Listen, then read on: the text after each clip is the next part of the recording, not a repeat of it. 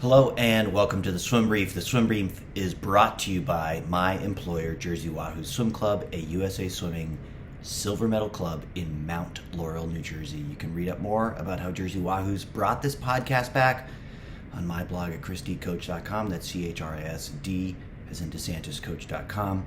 Jersey Wahoo's provides all levels of swimming instruction from learn to swim to national level competition training since 1972.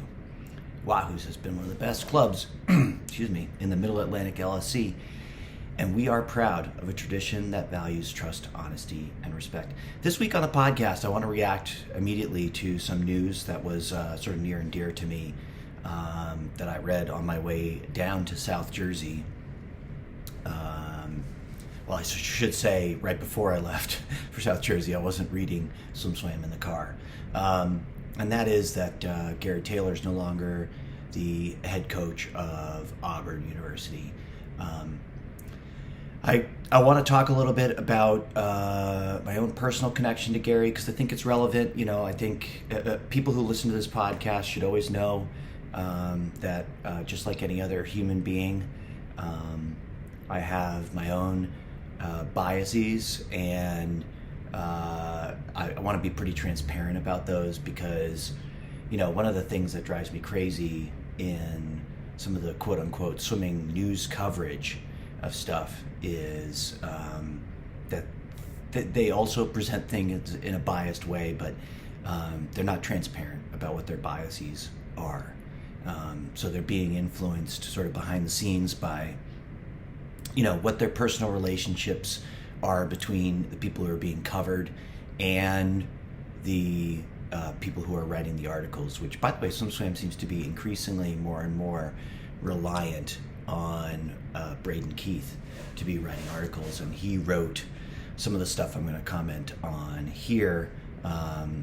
Most recently, the article, which I love the concept of these articles that go, and I'm saying that honestly, not with any sarcasm, that goes sort of like, who's going to be the next head coach, right? I think that's a fun conversation. I think it's a worthy topic to do. People who listen to this podcast know that I love to speculate about things. So that part of it is wonderful. I want to talk about that later. I want to talk about the article where it that came out about Gary leaving. But before that, just as I said, I'm going to sort of share some of my own personal history with Gary. I met Gary Taylor actually when he was an assistant coach at Florida State University. So this would have been back in 2009, the 2009-2010 collegiate season. That was my first season coaching at Georgia Tech. And, one of the great pleasures of coaching for me is, getting to that big meet and meeting some of the other people that coach other teams. I really like, in general, I just find I like other coaches. I feel like I'm the most extroverted version of myself when I'm standing on a pool deck talking to somebody else, maybe just because talking swimming comes really easily to me, so it never feels awkward or comfortable, like I can just sort of let it flow. And typically the person on the other end is somebody who's basically the same.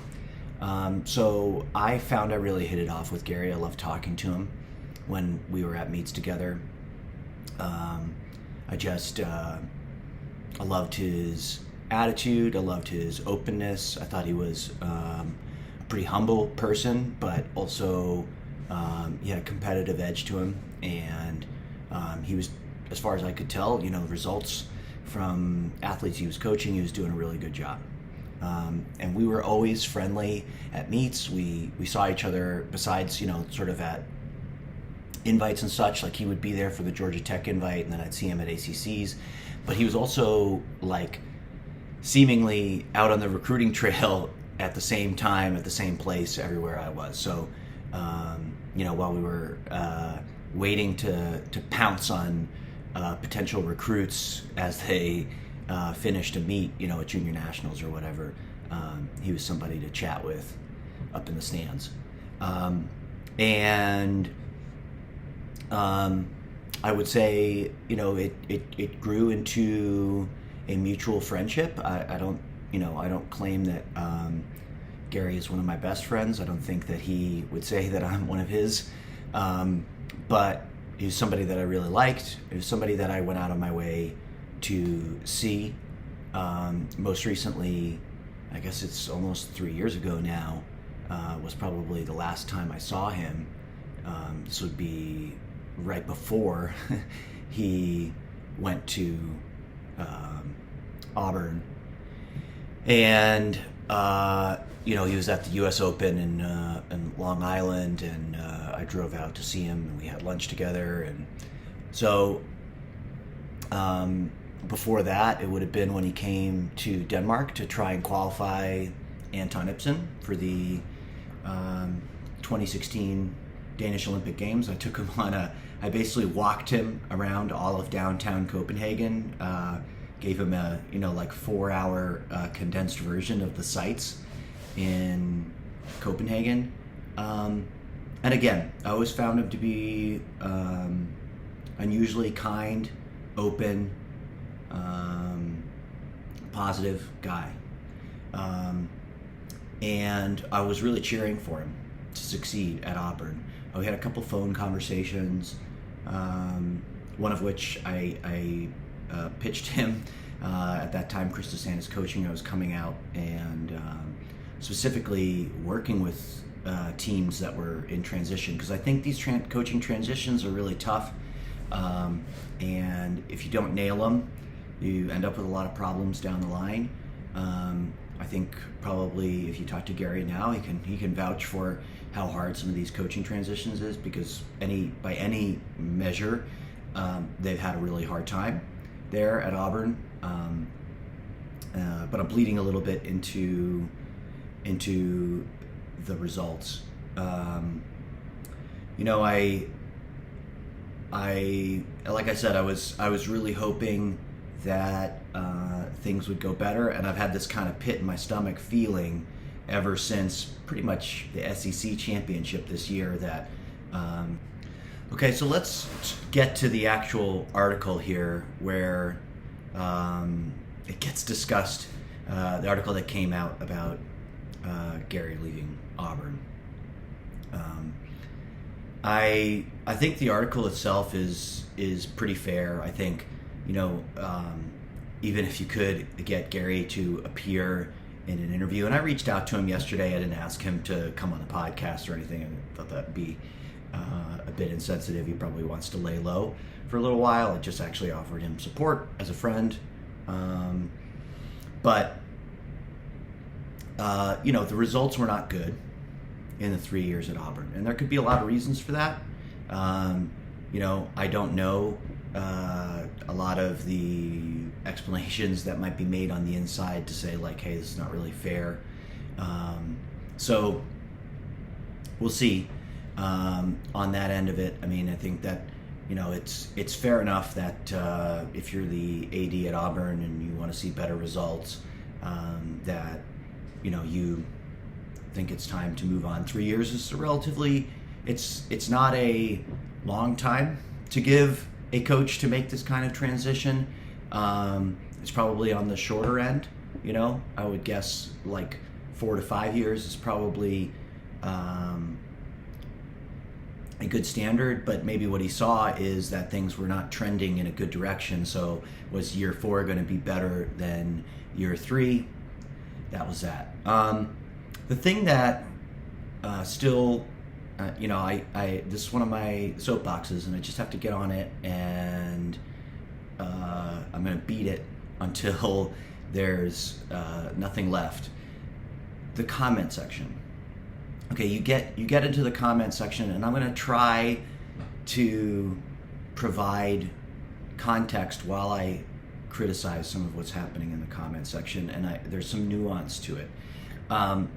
So the thing that is really important to realize about a comment section is, I would bet, if SwimSwam had some sort of way of tracking how long people's eyes spend on various parts of an article that they post, I would gather people spend way more time looking at the comment section than reading the actual article. And for the most part, they have some stinkers of news articles. Everybody does. But for the most part, the news content is pretty good. The comment section is hot garbage. And the problem with that is because, I think in general, people will then tend to blend what they've read in the comment section with something that's been sort of more carefully vetted, right? You may, whatever disagreements you have, they have some sort of editorial process for an article going up on SwimSwam. They have no such, they would say they have some degree of comment moderation, but in my opinion, they have very little comment moderation. And people are allowed to go on there, and so there's all sorts of comments about how Gary, thank God he's gone because he, ruined the mental health of 18 swimmers and all this kind of stuff. And, the issue here is that there's obviously somebody commenting, we don't know who it is, who has a axe to grind with Gary. Now, who is that person? It's pretty important, actually. And I say this because, you're probably listening to me and go, hey, Chris, you level accusations at people all the time. And here's the difference. My name is attached to it. You know where I'm coming from. You know what my biases are, okay? I face, when I come out and criticize somebody and say what you did was wrong, I face all the consequences for that, the good and the bad. There are people who go, yeah, awesome, you did that, right? Like, thank God somebody finally said something. And there's people who go like, what an ass. That guy, he has no idea what he's talking about, and he's just slagging on a random coach. And I think that's fair enough. Okay? So the problem with these comment sections is because of the way that they're moderated, what we don't know is this an actual former swimmer at Auburn who is upset with Gary, right? Could be. If so, you would hope that there's appropriate channels within the university. I know that at some universities there isn't, right? That they just don't know how to handle this stuff internally, except with basically support the coach or fire the coach, right? But there's also a chance, like, because of the anonymous nature of it, we don't know, like, is this a rival coach who has a vested interest in not wanting Gary to succeed, wanting to get him out of there? Is this a disgruntled parent of somebody that, Gary cut from Auburn or something? It could be any number of things. The lack of clarity about who it is a real problem.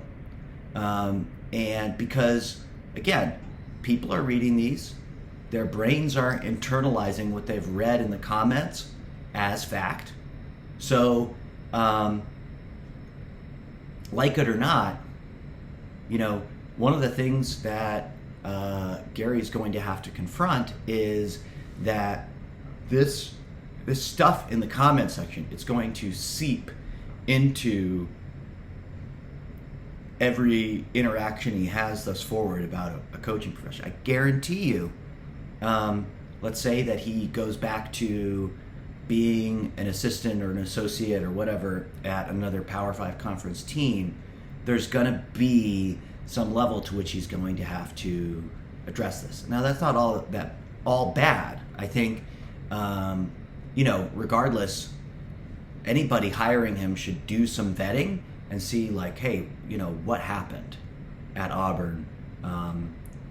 Find it out from him and find it out from some other sources, right? Because that's that's important stuff to know. I'm not saying that you shouldn't know that, but the fact that there may be even places that don't get to the vetting process because they have heard whatever, and it's very, very hard for your brain to remember what parts of something were in the news article and what parts were some anonymous commenter below, and especially over time, that stuff just sets in and sort of blends all together, and it's going to become the public perception. I guess that's why I'm lucky enough to be second tier, that nobody writes any articles about me on SwimSwam. Okay, so that's the article. And then finally I want to get to this piece that Braden wrote, who are the top candidates to replace Gary Taylor. I think he gives a pretty nice introduction to it. He talks about, they've got a really good recruiting class coming in. What do ADs look for? I mean, there's sort of two categories of coach that I think it generally get considered for big head coaching positions. Like somebody who is an associate head coach, so they've gotten themselves to the top assistant level at another high level, usually power conference program. And then you have, people who are successful head coaches. Those are sort of the two basic categories. Gary was an associate head coach at NC State. That probably played a big factor in him getting the job in the first place. I think Braden's dead on with, some of these guesses, because usually when you, if it's the same athletic director hiring, right, and they made a zig, they went, I'm going to get the top assistant coach from the top, team, which is sort of what Gary was when he got hired. This time, will he go for somebody who's already a head coach? You got to diagnose like what went wrong here, and the diagnosis might be, we need somebody with head coaching experience. Okay. And I think it's a decent list. I gotta have a few quibbles through it. I'm just gonna go through as we talk here. Number one on the list, they got Ryan Wakamerka. And again, I have to acknowledge some personal biases. I worked with Ryan at University of Houston for 2 seasons, so I know a little bit more about him than your average bear. I think this is dead on. I think that not to say that he can't do any better, but Ryan has reached a pretty high peak at University of Houston. If you just look at how well that program has done since he took over there, they've sort of reached a consistent high level of performance. And this article notes they've got 7 individual invites. I think when you're a mid-major program, there's kind of 2 things. There's winning your conference, and the AAC is it's kind of a little bit of a dysfunctional conference, but he still has won it 5 straight years in a row. And then the secondary, and this is more of a swim coach probably than something ADs care about, right? Because ADs in general are a little bit more focused on the conference level, but getting people to NCAAs. And I think it's pretty good if you're a mid-major program to get a person to the NCAA meet. I think that shows a pretty good level of coaching, because in general, you on a consistent basis. He's got 7 people in the last 2 years. I can see how he's going to keep that rolling. So he's reached a nice peak level at Houston, and I think that probably, and that factored in with the fact that he's an Auburn alumnus. I think it makes him a good candidate for this job. But right below him, you got Mark Gangloff, Um, there's a couple things I do want to quibble with in this description. I'd be really curious. I know Braden in some other jobs has done the research, and maybe I should have done it before I started talking about this. Maybe I'll add it as a little addendum. But he starts at North Carolina is a great job. I don't know that North Carolina is a great job. From everything that I've been hearing in the past 2 years, the University of North Carolina has been kind of underfunding their swim program, and especially in terms of staff salaries. So, I think the part of this where, Mark Gangloff would decide to stay at UNC in a hypothetical situation where he's offered the Auburn job, I have to imagine that going to Auburn would be a massive pay increase for him. Now, pay is not the only factor that people put into jobs. Maybe Mark really likes living in North Carolina. Maybe he thinks it's a really good place for his family. Who knows, right? So, but I think the part of this where you go like, well, would he leave UNC because it's such a great job? I'm not buying that part. The third, you have Ozzie Quevedo. As they say, they don't really know what's going on in Alabama, although they've written quite a bit about what's going on in Alabama. Not all of it, as far as I can tell, really that well vetted. This would be another associate head coach position. Not knowing very much about Ozzie, I've actually invited him to come on the podcast, so then theoretically I would get to know him a bit better, like in the podcast sense. That would be that would be the only way I could really sort of comment more on this. We've got Jeff Dugdale, another alumnus. I think this is a really interesting one, and it really comes down to, I think, if we set aside, would Jeff Dugdale be interested? Because, you can make an argument that, like, he's having a great time at Queens and, he's sort of king of the castle there.